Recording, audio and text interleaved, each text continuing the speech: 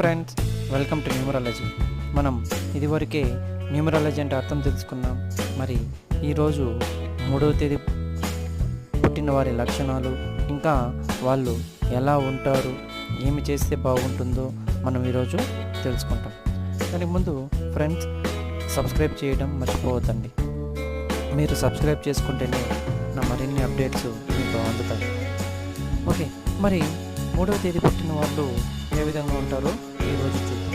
వీళ్ళు గొప్ప సృజనాత్మకత, కళాత్మక హృదయం కలిగి ఉంటారు.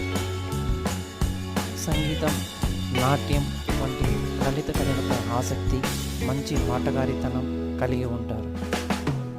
మంచి ఊహాశక్తి, దైవకృప కలిగి ఉంటారు.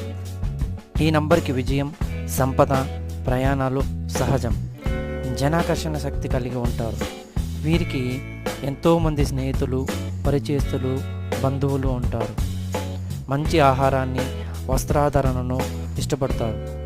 ఉన్నతంగా ఉండాలని కోరుకోవటం, బాగా మాట్లాడగలగటం, మంచి ప్రవర్తన కలిగి ఉండటం, కళల పట్ల ఆసక్తి, ఇవన్నీ పాజిటివ్ లక్షణాలుగా ఉంటే, గర్వం, ఆశయ సాధనలో అతిగా ప్రవర్తించడం, ఇతరుల పట్ల అసూయ, ఇవన్నీ నెగిటివ్ లక్షణాలుగా మనం చెప్పుకోవచ్చు.